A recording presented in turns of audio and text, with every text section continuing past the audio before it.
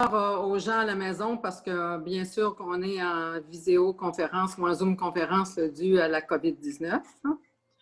Nous sommes le 7 octobre et nous procédons pour quelques personnes en Zoom-conférence en raison de la COVID-19. Le gouvernement nous demande de respecter ces consignes pour éviter la propagation du virus et protéger notre monde. Ce soir, il y a 2 réunions qui ont été convoquées. Donc, une première par 4 membres du Conseil, qui est une extraordinaire, par M. Darèche, M. Vachon, Mme Ritchie et M. Godbout. La première est une extraordinaire, c'est ça, convoquée par ces 4 membres. La deuxième est convoquée par moi-même pour l'ajournement des séances ordinaires qui s'est fait, là, qui est ajourné ce soir pour la 3e fois. Parce qu'on a l'obligation, en cause d'un bris de quorum de 4 conseillers, on a l'obligation durant l'année de faire chaque mois une réunion ordinaire. Alors, on n'a pas procédé à cette réunion. Fait que chaque année, c'est prévu au calendrier là, de l'année, prévu au calendrier de l'année, chaque mois de décembre. Là, en 2019, on avait prévu là, pour 2020.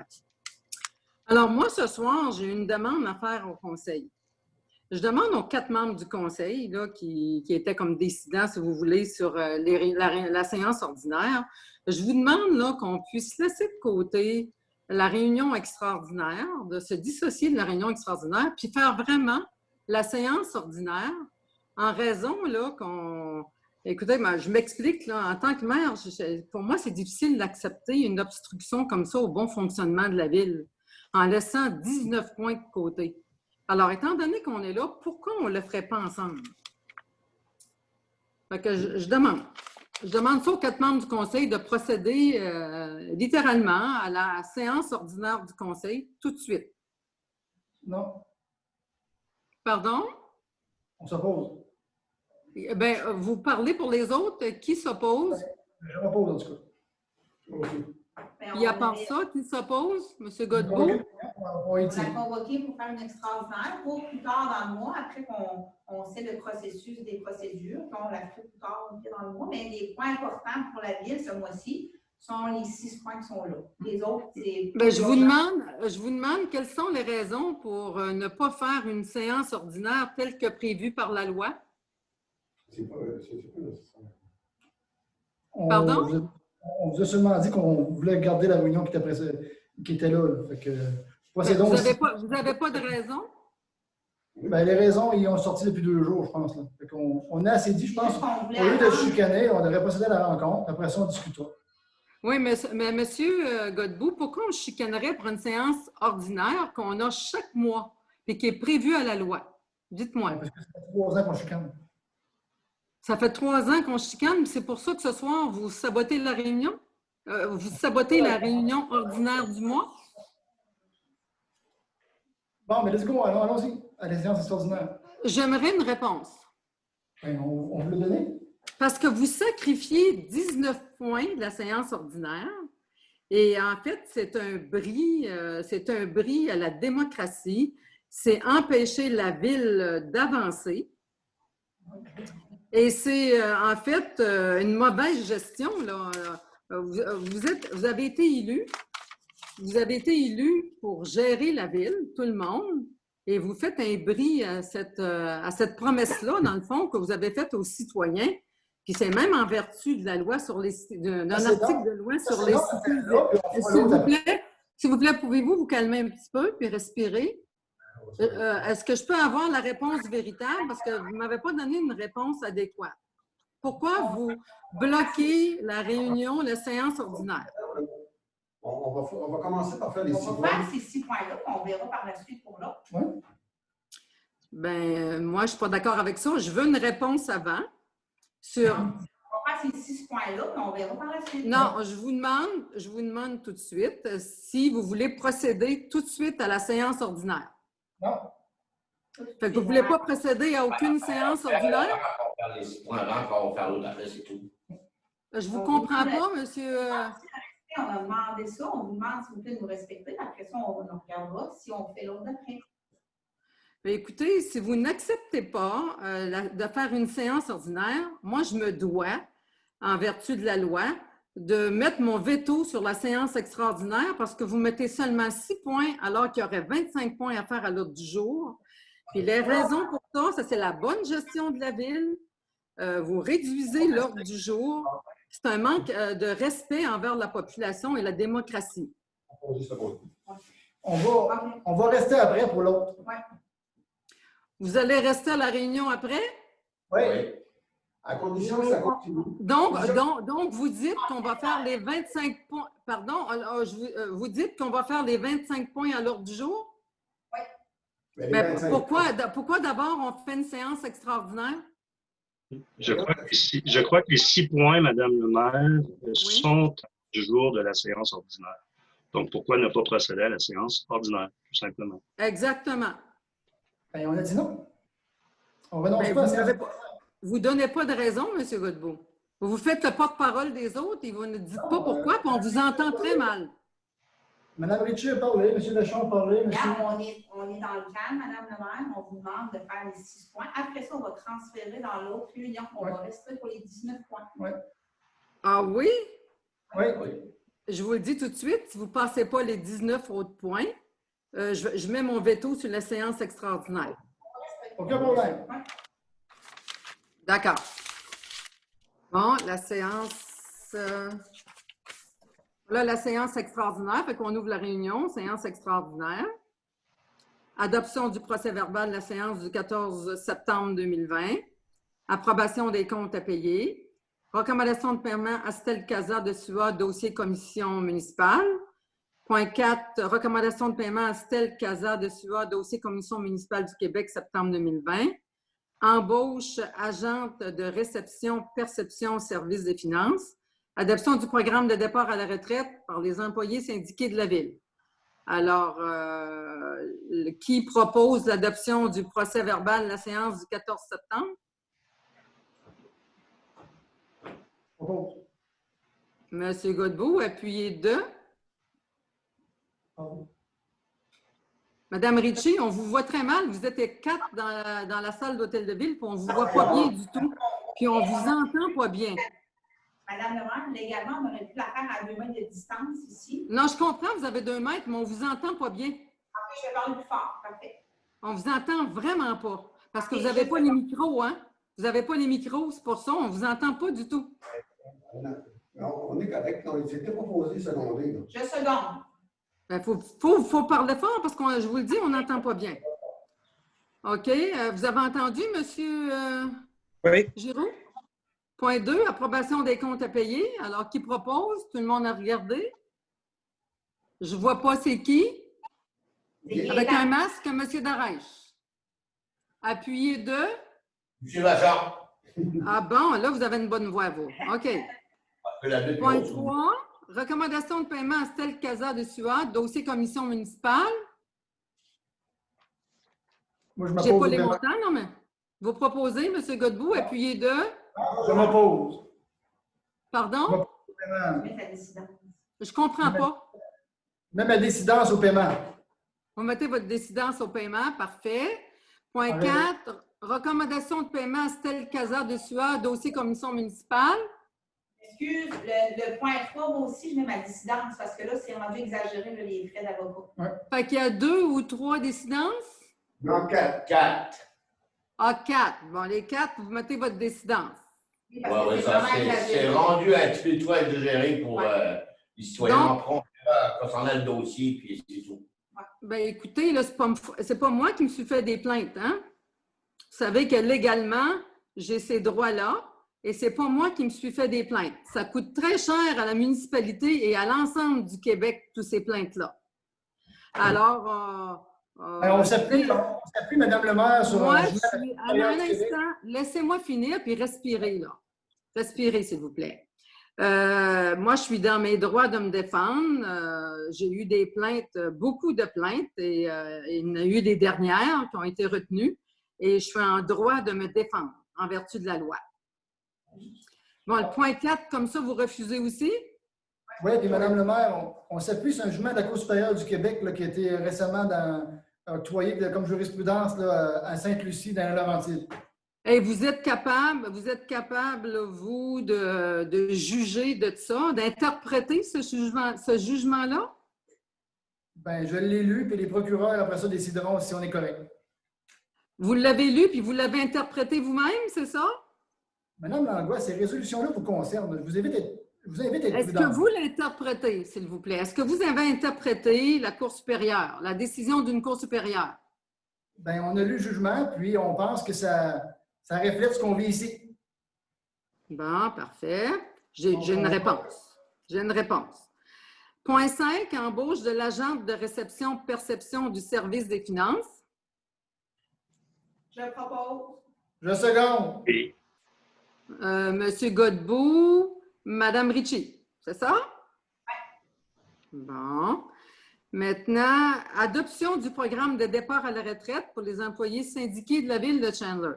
Alors, c'est ça. Monsieur Giroux, pouvez-vous nous faire un petit peu, là, pour le bénéfice de la population, un petit résumé de tout ça, s'il vous plaît? Oui, bien, il n'y a pas de problème. Au niveau du programme de départ à la retraite, il va s'adresser au personnel syndiqué de la ville. On vous l'a déjà acheminé. Je pense que vous en avez pris tous connaissance. Ce n'est pas très compliqué, là. Nous, on a des employés qui sont quand même vieillissants.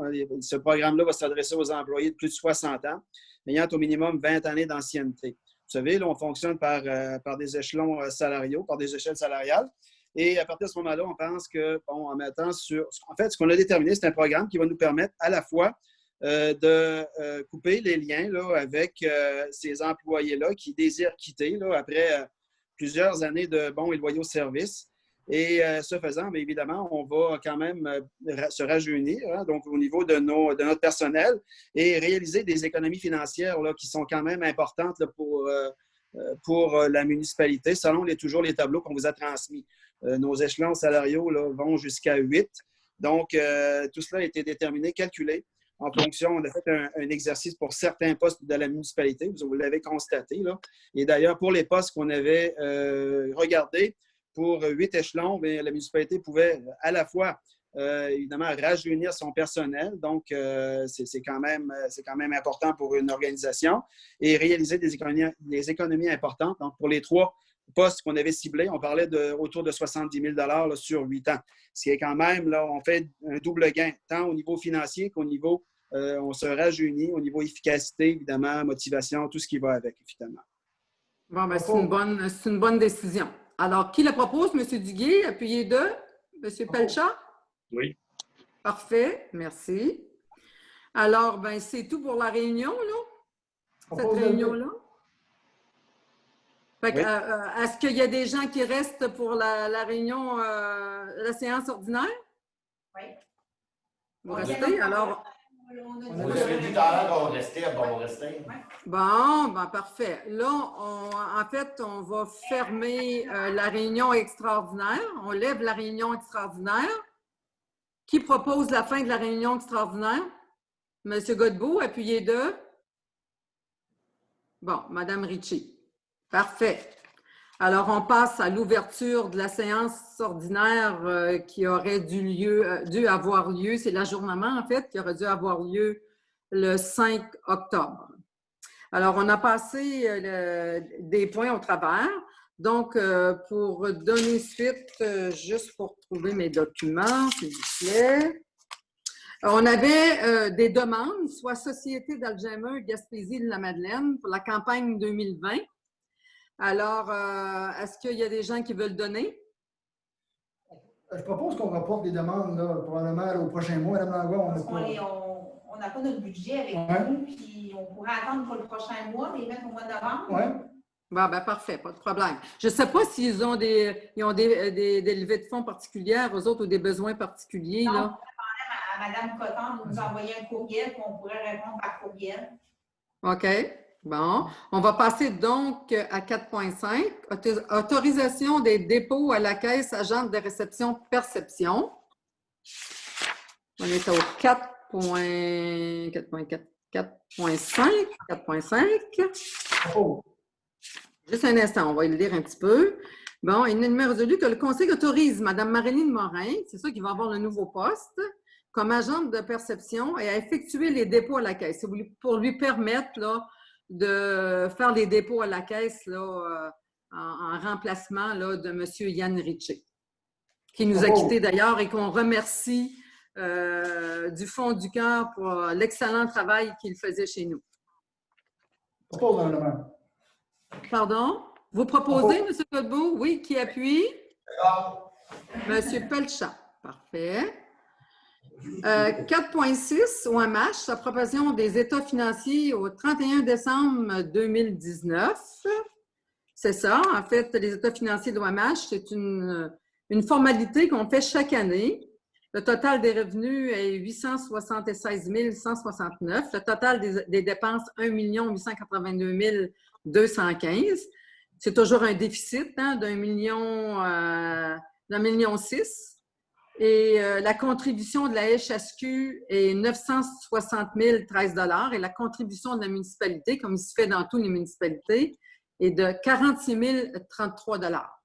Alors, qui propose l'approbation? Monsieur Pelchat et Monsieur Duguay. Parfait. 4.7, acte de dépôt des élections générales du 5 novembre 2017, rapport d'activité du trésorier au conseil municipal. En fait, c'est une formalité aussi qu'on fait chaque année pour déposer, là, que le trésorier puisse déposer là, les rapports d'activité. Alors, qui le propose? Propose. Bon, M. Vachon, Mme Ritchie? Oui, je le propose. Vous avez le choix. Ça va? Ça va, OK. 4.8, signataire d'entente de partenariat Molson Coors Canada et Ville de Chandler. En fait, c'est une entente qu'on aurait avec Molson Coors, puis c'est d'autoriser, en fait, M. Clément, directeur de service développement sportif et culturel et récréatif touristique, à signer pour et au nom de la Ville l'entente de partenariat entre Molson Coors Canada et la Ville de Chandler. Alors, qui propose? Je propose. Monsieur Duguay, appuyez. J'ai une question. Oui, vous avez une question, juste un instant. Monsieur Duguay, une question. Monsieur Giraud, comment ça fonctionne? Est-ce que les principaux brasseurs sont invités? On parle de Molson, il y a peut-être d'autres concurrents, la BAT ou quoi que ce soit. On a-t-il un avantage de faire affaire avec Molson? Est-ce que c'est eux qui offrent des meilleures conditions? Ouais, en fait, les conditions sont, je l'avais expliqué à la dernière séance de travail, là, les conditions sont excellentes. Là. On va chercher un rabais de 12 $ à la caisse de 30 là, par rapport au prix affiché, le prix moyen affiché en magasin. On a 10 caisses de 30 canettes gratuites par année, 4 caisses de verre par année. Vous savez, là, j'avais expliqué également lors de la dernière rencontre de travail, selon les explications qu'avait fournies M. Clément, que les produits Molson, c'est ce que les gens réclament le plus lorsqu'ils se présentent là, aux activités à l'Arena. Donc, oui, anciennement, on avait l'habitude de courtiser là, les différents brasseurs, sauf que l'expérience nous démontre qu'on a, en plus d'avoir d'excellents prix, c'est le produit recherché par la clientèle qui fréquente l'Arena. On a des meilleures ventes avec Molson qu'avec la BAT, finalement. Absolument. OK, c'est beau. Bon, parfait. Vous proposez, On ne veut pas plugger, là, on ne veut pas faire de publicité, là, évidemment, là, mais vous posez la question, je réponds. C'est parfait. Vous proposez, M. Duguay? Oui. Appuyé de? M. Vachon. M. Vachon. Parfait, merci. Ensuite, 4.9, recommandation de paiement Tetra Tech Incorporé pour l'assainissement des eaux, en fait, du travail qui était fait pour l'assainissement des eaux. L'enregistrement de débordement qui est à 1 069,28 $ et l'installation de 4 débitmètres de 488,65 $. Ça, ce montant-là est pris dans la TEC ou c'est dans le fonctionnement du département? Admissible là, au niveau du programme de la TEC. Ah oui, oui, je l'ai vu écrit en bas. Excusez-moi, oui, c'est vrai. Parfait. Je propose, Madame Langlois. Vous proposez, M. Godbout, appuyé de Mme Ritchie. Parfait. Je vous vois tout petit là en arrière. 4.10. Pardon? Donald est petit. Oui, oui, mais lui, je le vois mieux. Il est à gauche, puis il est plus facile à voir. OK. 4.10, appui à l'assouplissement des critères d'admissibilité au FAC. En fait, c'est que la municipalité soit soucieuse des problématiques évoquées par la municipalité de Sainte-Thérèse. En fait, c'est dans le cadre des problèmes là, à Sainte-Thérèse, des problèmes d'érosion des berges importants. Alors, c'est une demande de la municipalité de Sainte-Thérèse là, pour que la municipalité soit soucieuse de la problématique évoquée par la municipalité de Sainte-Thérèse, que la ville de Chandler soit soucieuse de ça pour, en fait, nos voisins. On peut avoir besoin des mêmes choses un jour. Alors, c'est une demande d'assouplissement. La municipalité de Sainte-Thérèse, relativement à la demande d'assouplissement des critères d'admissibilité au FAC, au ministère de l'Infrastructure et des Collectivités du Canada, qui est adressé à ce ministère-là.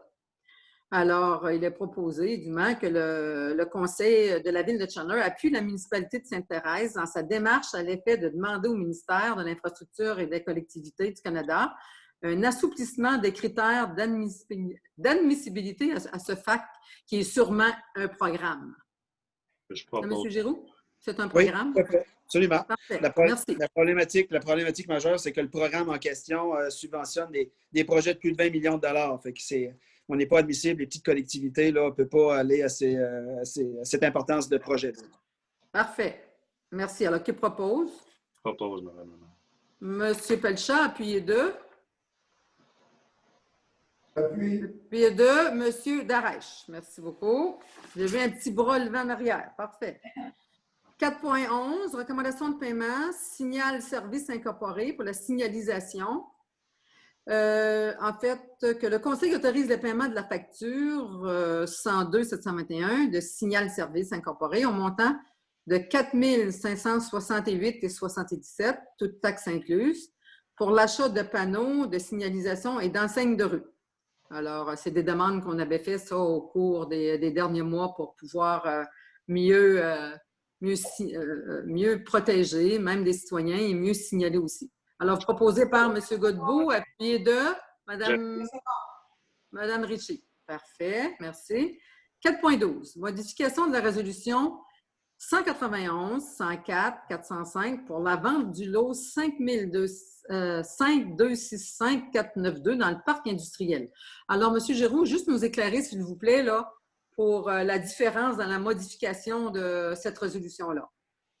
En fait, c'est le nom de l'acheteur qui va changer. C'est le nom de compagnie. C'est une compagnie à numéro, finalement, qui va remplacer l'acheteur qui avait été ciblé le 4 novembre 2019, lorsque la Ville avait adopté une résolution en ce sens-là. Donc, c'est la modification qui nous est demandée là, par le notaire au dossier. Donc, on avait vendu en 2019 à Transport LPA. Maintenant, on vient remplacer Transport LPA par une compagnie à numéro 9013-9403, Québec Inc. Donc, c'est la seule modification qui est importante afin d'autoriser la signature de permettre la signature du document. Bon, mais on n'avait pas déjà passé une qui ressemblait à ça? C'est différent? Le mois passé, en septembre, non? C'est pas le même dossier du tout. Là. Ah, c'est pas le même dossier. Parfait. Alors, qui propose? Qui propose? Monsieur Godbout, appuyez 2. Monsieur Darèche. Parfait. 4.13, recommandation de paiement. Adénergie, achat d'une borne de recharge Smart Tool. En fait, c'est dans le cadre, c'est un montant de 5 291,23 $. C'est dans le cadre de notre programme Sauver, qui la Ville adhère à voyager électrique, à faire un virage un peu écologique et électrique. Alors, Madame le maire, dans le stationnement devant le... Oui, dans notre beau stationnement devant l'hôtel de ville qui va faire un grand bien pour la sécurité de nos employés, là, puis pour stationner aussi la voiture électrique. Avez-vous vous proposé, M. Pelchat, appuyé de M. Godbout? Merci beaucoup. 4.14, signataire de servitude de tolérance à l'empiètement de M. Roger Dupuis. Alors, M. Roger Dupuis a demandé une tolérance d'empiètement. Fait que probablement que le CCU a passé ça là, dans sa réunion. Non, du tout. En fait, ce n'est pas un dossier là, vraiment d'urbanisme. Okay. Et là, je vais vous expliquer, vous allez comprendre très rapidement. C'est le mini-parc postal situé à Pabot Mills. Là. On a déjà parlé de nombreuses reprises, là, M. Dupuis et Mme Angléat. Donc, ce mini-parc-là empiète sur le terrain de Mme et de M. et Mme Dupuis. Et bon, on en avait parlé lors de plusieurs rencontres de travail. On veut régulariser cette situation-là. Et l'objet de cette résolution, c'est de m'autoriser à signer là, chez le notaire en fait, l'acte notarié là, qui va nous permettre de régulariser cet empiètement-là et de venir le régulariser, finalement, tout simplement. Je propose. 2 secondes. Vous proposez Mme Ritchie et M. Darèche second. OK, parfait. 4.15, acquisition de l'eau de la rue de la Plage, quartier de Chandler, par Simpli Immobilier. Alors, Simpli Immobilier est une entreprise qui désire acheter quoi, là? OK, acquisition d'un lot rue de la Plage, quartier de Chandler. Alors, c'est la démolition. C'est la démolition, Mme Ah Lemare, oui, la démolition. Oui, parfait. En raison là, de l'érosion des berges? Oui. OK. Alors que M. Simpli Immobilier a choisi d'utiliser l'aide financière qui est octroyée à des fins d'allocation, donc pour respecter les clauses du programme. Donc, la ville de Chandler va devenir propriétaire de ce lot-là pour $1. Oui. OK. Tout à fait. Madame Lemare. Monsieur Pelchat propose. Monsieur Godbout appuie? Oui. Ça? Oui, Oui. merci. C'est M. 4.5. Poirier, je pense. Là. Christophe Poirier. OK, je te mêlé avec Simpli Immobilier, donc c'est M. Christophe Poirier. Oui, parfait. tout à fait. Non, il a malheureusement eu des problèmes après l'achat de ses chalets. 4.16, recommandation de paiement, ministère des Transports, contrat de fabrication et de pose d'enrobés sur la route 132. Alors, c'est ça, c'est l'enrobé qui a été mis sur la route 132. Là, c'est la portion de la ville de Chandler que la ville de Chandler doit payer. Oui. C'est au montant de 116 074 et 2 sous. Alors, Exact. qui propose? Qui propose? Second. Monsieur Darèche, Monsieur Godbout. 4.17, recommandation de paiement, entreprise Sylvain Leblanc Asphaltage. C'est pour des travaux qui ont été faits sur la rue Allard, Dr. Allard, pour 6 070 $. Puis pour une pour l'avenue Jacques-Cartier de 21 832,5 $ et pour la route 132 dans le secteur des îlots, 5 308,40 $. Alors, ce sont les réparations que nous avons dû faire cet automne là, en raison d'usure importante. Pardon? Monsieur Vachon propose et j'appuie. Parfait. Monsieur Vachon, Monsieur Pelchat. Merci beaucoup. 4.18, engagement de la municipalité pour le correctif sur les réseaux. Alors, considérant que la construction d'une usine de transformation de produits marins dans le parc industriel engendrera un débit d'eau usée supplémentaire dans le réseau d'égouts de la ville, susceptible, selon le ministère de l'Environnement, d'augmenter la fréquence des débordements de certains postes en temps de pluie au fond des neiges. Considérant que le ministère informe la Ville que cette dernière devra mettre en place des mesures compensatoires afin de retirer du réseau municipal un débit équivalent à celui projeté, soit approximativement 400 mètres cubes par jour, considérant que certains travaux correctifs déjà prévus cette année devraient permettre à la Ville de rencontrer cet objectif, considérant que le ministère de l'Environnement et de la lutte contre les changements climatiques demande à la Ville de s'engager par résolution à réaliser ces mesures compensatoires. Pour ces motifs, il est proposé que la Ville fasse ses correctifs. Je propose. Monsieur Godbout, appuyé de Monsieur Vachon. Merci beaucoup. 4.19, résolution pour l'encadrement des comités pléniers. Vous savez que pratiquement à la grandeur du Québec, certains élus demandent à ce que les comités pléniers de la Ville soient faits publiquement. Alors, le but de ça, c'est que la population puisse participer de façon démocratique au débat que fait les membres du Conseil et qu'ils puissent voir aussi comment on le fait et pourquoi on le fait, de l'importance. Je vais lire les considérants. Considérant que la population souhaite être informée des décisions prises par le Conseil municipal et des raisons pour lesquelles ces décisions ont été prises par ses élus, considérant que les journalistes couvrant le milieu municipal rencontrent plusieurs difficultés dans l'exercice de leur travail, compte tenu du manque de transparence des institutions démocratiques, des obstacles à l'accès à l'information, considérant que la transparence est une valeur importante inscrite dans la plupart des codes d'éthique des élus municipaux, considérant que contrairement à plusieurs comités de la Ville, les comités pléniers ne sont pas encadrés par la loi, considérant que la commission d'enquête sur l'octroi et la gestion des contrats publics dans l'industrie de la construction, commission Charbonneau, formulait une recommandation dans son sens, rapport recommandation 51, afin de limiter les exceptions au débat public.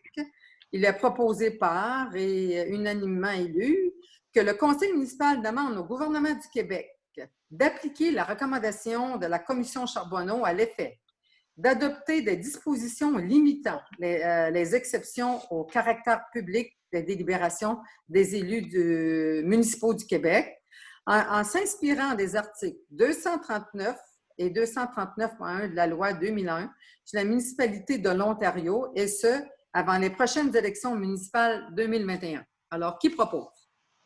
Moi, je propose. Mme Landois? Oui.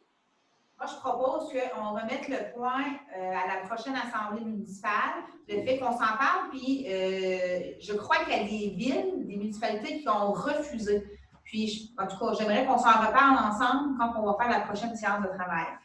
Oui, mais madame, vous aviez depuis plusieurs jours, au-dessus d'une semaine, que vous avez cette résolution-là. Vous n'avez pas pu en prendre connaissance? Pas assez pour me faire une tête là-dessus. Puis, je pense que présentement… C'est long?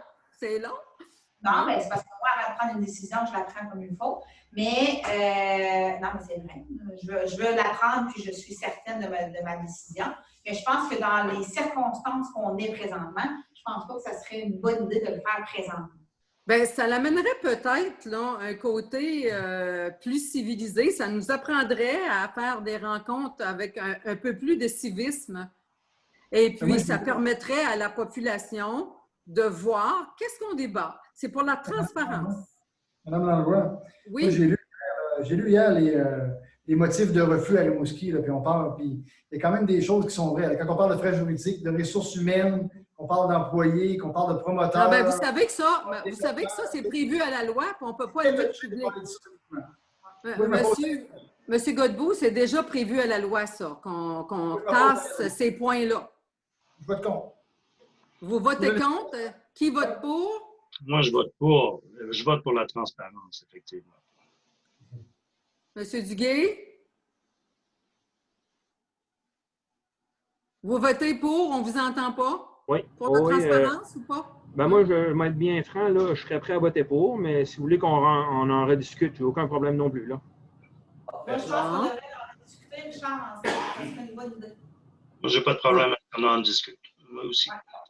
Bon, OK, on va en discuter. Vous allez le lire comme il faut pour ne pas arriver à la prochaine réunion et être prêt. Il faut être prêt à dire oui ou non à la prochaine. Ailleurs aussi, là, voir comment ça fonctionne, puis voir d'autres domaines. C'est quoi l'ensemble? Voir l'autre côté. Ça se fait en Ontario depuis de nombreuses années. Hein. Fait que bon, c'est ça. On remet ce point-là à l'ordre du jour du mois de novembre.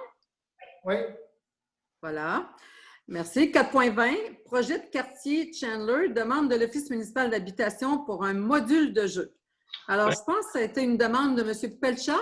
Oui, en fait, étant nommé sur le comité de l'OMH, on a eu à discuter du parc au bout de la rue Dubuc et la rue Bande. Et ça avait passé au mois de juin. On avait passé ce projet-là dans les argents de quartier que j'ai. C'est tout simplement de réajuster le montant, dans le fond, passer de 2 500 à 5 000 de mon argent de quartier. Parfait. Alors, on a besoin d'une proposition. On propose. Proposée par M. Duguay, appuyée par M. Godbout. Parfait. Alors, je pense qu'on a épuisé notre ordre du jour de la séance ordinaire. Moi, j'ai juste un petit propos peut-être avant de terminer. Un petit propos du maire. Si vous n'avez pas, il n'y a pas de problème. En fait, pour plus de transparence aussi, j'ai rédigé un courriel à M. Tim Sutton, qui est président de la SDEIC. Parce que vous savez que la Société de développement économique a été créée par le Conseil de ville de Chandler. À l'époque, ça servait à la démolition, il y a la réhabilitation du terrain. Il y a un fonds associé à cette société-là qui est dédié au développement de la ville de Chandler. Et depuis 1 an que la majorité du conseil avait modifié les membres du conseil d'administration, alors je demande à M. Tim Sutton, parce qu'il n'a pas répondu aux 2 courriels qu'on lui a transmis, je demande qu'il vienne faire un rapport des fonds. Je demande également le dernier rapport du vérificateur externe, parce qu'ils ont l'obligation de le faire. Viennent faire un rapport des activités également de la Société de développement au Conseil de ville de Chandler. Alors, c'est ça ma demande, moi, dans le cadre de mes propos du maire. Je propose de lever de l'Assemblée, Mme la maire. Vous proposez la levée de l'Assemblée? Oui. Bien, parfait. Merci beaucoup. Bonne soirée tout le monde. Bonne soirée tout le monde. Pardon?